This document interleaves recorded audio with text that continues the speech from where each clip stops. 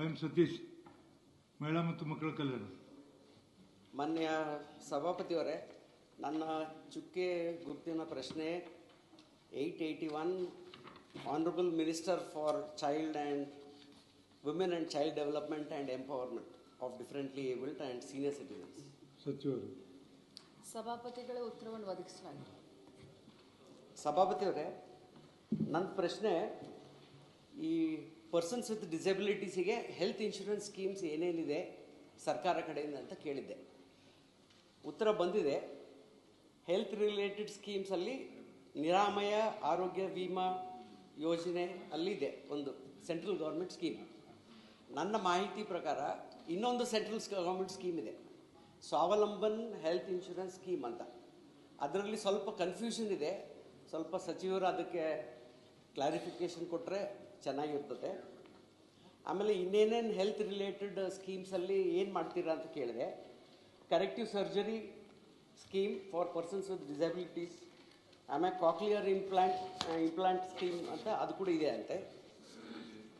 ಆಮೇಲೆ ಗೌರ್ಮೆಂಟ್ ಮತ್ತು ಪ್ರೈವೇಟ್ ಹಾಸ್ಪಿಟಲ್ಸಿಗೆ ಈ ಪರ್ಸನ್ಸ್ ವಿತ್ ಡಿಸಬಿಲಿಟೀಸಿಗೆ ಏನು ಫೆಸಿಲಿಟೀಸ್ ಕೊಡ್ತಾ ಇದ್ದೀರಿ ಫಾರ್ ಟ್ರೀಟ್ಮೆಂಟ್ ಅಂತ ಕೇಳಿದ್ದೆ. ನಿರಾಮಯ ಆರೋಗ್ಯ ವಿಮಾ ಯೋಜನೆಯಲ್ಲಿ 4 ಟೈಪ್ ಆಫ್ ಡಿಸಬಿಲಿಟೀಸಿಗೆ 1 ಲಕ್ಷವರೆಗೆ ಕೊಡ್ತೀವಿ ಅಂತ ಉತ್ತರ ಕೊಟ್ಟಿದ್ದಾರೆ. ನಂದು ಉಪಪ್ರಶ್ನೆ ಮಾನ್ಯ ಸಚಿವರಿಗೆ ಏನಂದರೆ, ಈಗ 21 type of disabilities has been included in the list of disabilities. ಎಲ್ಲ ಒಮ್ಮೆ ಕೇಳಬೇಡಿ, ಕನ್ಫ್ಯೂಸ್ ಆಗಬಾರ್ದು. ಎಲ್ಲ ಮೂರು ಕೇಳಿ ಆಮೇಲೆ ಮಾಡ್ತಾರೆ. ಎಸ್ ಸರ್, ಆಯ್ತು. ಈಗ ಬೇರೆ 4 ಕೊಡ್ತಾ ಇದ್ದೀರಿ. ಇದು ಯಾವಾಗ ಇದನ್ನ ಎಲ್ಲ ಟೈಪ್ ಆಫ್ ಡಿಸಬಿಲಿಟೀಸ್ ಇನ್ಕ್ಲೂಡ್ ಮಾಡೋಕ್ಕೆ ನಿಮ್ದು ಏನಾದರೂ ಮುಂದೆ ಸರ್ಕಾರದ ಏನಾದ್ರು ಯೋಚನೆ ಇದೆ ಅಂತ ಕೇಳಿದೆ. ಸಚಿವರು ಮಾನ್ಯ ಸಭಾಪತಿಗಳೇ, ಮಾನ್ಯ ಸದಸ್ಯರಾದಂಥ ಸತೀಶ್ ಅವರು ಪ್ರತಿ ಸದನದಲ್ಲೂ ತಮ್ಮ ಕಾಳಜಿಯನ್ನು ವ್ಯಕ್ತಪಡಿಸ್ತಾರೆ. ಯಾಕಂದರೆ ಅವರು ಅನುಭವಸ್ಥರು. ಯಾಕಂದರೆ ಅವ್ರ ಮನೆಯಲ್ಲೇ ಅವ್ರ ಮಗ ವಿಕಲಚೇತನ ಇರೋದ್ರಿಂದ ಅವ್ರ ಕಾಳಜಿಯನ್ನು ಅವ್ರು ಯಾವತ್ತಿದ್ರೂ ಪ್ರದರ್ಶನ ಮಾಡ್ತಾ ಇರ್ತಾರೆ. ಅವ್ರಿಗೆ ಅಭಿನಂದನೆಯನ್ನು ಸಲ್ಲಿಸ್ತೀನಿ. ಅವರು ರಾಜ್ಯದಲ್ಲಿ ವಿಶೇಷವಾಗಿ ವಿಕಲಚೇತನರ ಸರ್ಕಾರದಿಂದ ನೀಡಲಾಗುವ ಆರೋಗ್ಯಕ್ಕೆ ಸಂಬಂಧಿಸಿದಂಥ ಯೋಜನೆಗಳು ಅಂತ ಕೇಳಿದರು.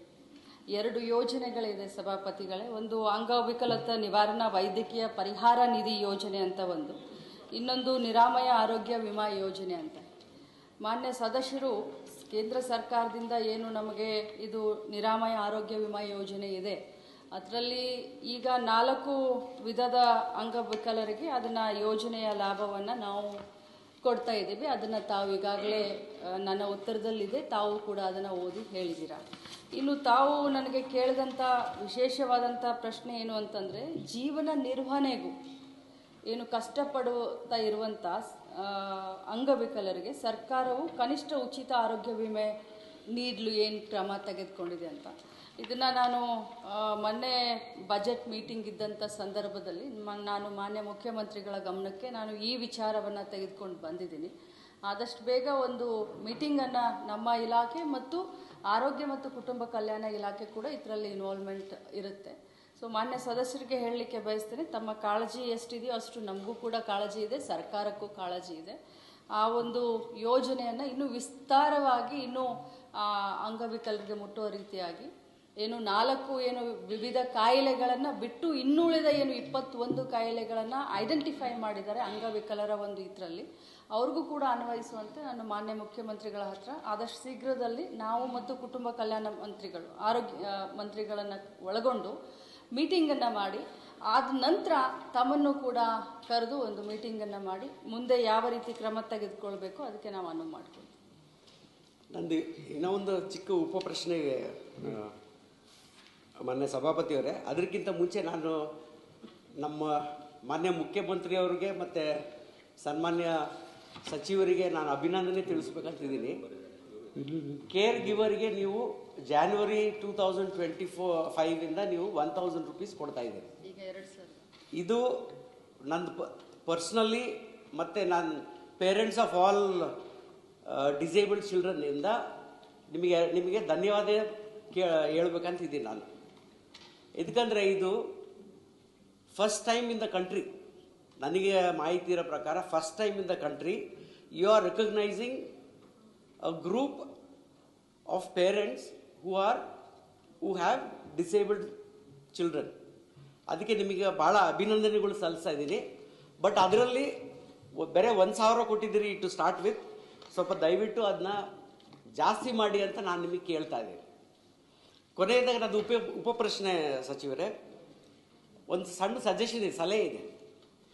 ಈಗ ನೀವು ಸರ್ಕಾರ ಪ್ರೈವೇಟ್ ಇನ್ಶೂರೆನ್ಸ್ ಇಲ್ಲಾಂದರೆ ಗೌರ್ಮೆಂಟ್ ಇನ್ಶೂರೆನ್ಸ್, ಗೌರ್ಮೆಂಟ್ ಇನ್ಸ್ಟಿಟ್ಯೂಷನಿಂದ ಹೆಲ್ತ್ ಇನ್ಶೂರೆನ್ಸ್ ಏನು ಕೊಡ್ತಾರೆ ಅವ್ರ ಹತ್ರ ನೀವು ಟೈಅಪ್ ಮಾಡ್ಕೊಂಡು ಸರ್ಕಾರದಿಂದ ಅವರಿಗೆ ಒಂದು ನಾಮಿನಲ್ ಪ್ರೀಮಿಯಂ ಕಟ್ಟಿದರೆ all persons with disability who have got UDID card ಅವ್ರನ್ನ ಬ್ಲ್ಯಾಂಕೆಟಾಗಿ ನೀವು ಕವರ್ ಮಾಡ್ಬೋದು ಹೆಲ್ತ್ ಇನ್ಶೂರೆನ್ಸಿಂದ. ಅದು ಎದಕ್ಕೆ ನೀವು ಯೋಚನೆ ಮಾಡಬಾರ್ದು ಅಂತ. ಇದರಲ್ಲಿ ಒಂದು ಸಭಾಪತಿ ಲಾಸ್ಟ್ ಹೇಳ್ತಾ ಇದೆ 2022ವರೆಗೆ ನಮ್ಮ ದುರಂತ ಅಂದರೆ ಅನ್ಫಾರ್ಚುನೇಟ್ಲಿ 2022 IRDAI ಅವರೊಂದು ಸರ್ಕ್ಯುಲರ್ ಹೊರಡಿಸಿದ್ರು. ಆ ಸರ್ಕ್ಯುಲರ್ ಬಂದ ಮೇಲೇ persons with disabilities were covered under health insurance. It took 75 years for us to recognise that persons with disabilities need medical insurance and health insurance. ಭಾಳ ಅನ್ಫಾರ್ಚುನೇಟ್ ಇದು. ದಯವಿಟ್ಟು ನೀವು ಸರ್ಕಾರದಿಂದ ಪ್ರೈವೇಟ್ ಇನ್ಶೂರೆನ್ಸ್ ಇಲ್ಲಾಂದರೆ ಗೌರ್ಮೆಂಟ್ ಇನ್ಶೂರೆನ್ಸಿಂದ ಟೈಅಪ್ ಮಾಡ್ಕೊಂಡು 1 lakh ಭಾಳ ಕಡಿಮೆ ಆಗುತ್ತೆ. ಪರ್ಸನ್ಸ್ ವಿತ್ UDID ಕಾರ್ಡ್ನ 5 lakhs ಒಂದು ಬ್ಲ್ಯಾಂಕೆಟ್ ನಾಮಿನಲ್ ನೀವು ಪೇ ಮಾಡಿರಿ. ಅವರು ಕಂಪ್ನಿಯವರಿಗೆ CSR ಫಂಡಿಂದ ಕಟ್ಲಿಕ್ಕೆ ಹೇಳಿ ಉಳಿದಿದ್ದ amount. It is hardly anything. 3,000 or 4,000 per year ಬರುತ್ತೆ. ನೀವು 10% ಕಟ್ಟಿದರೆ ಸರ್ಕಾರದಿಂದ 90% ಇನ್ಶೂರೆನ್ಸ್ ಕಂಪನೀಸ್ ಕ್ಯಾನ್ ಪೇ.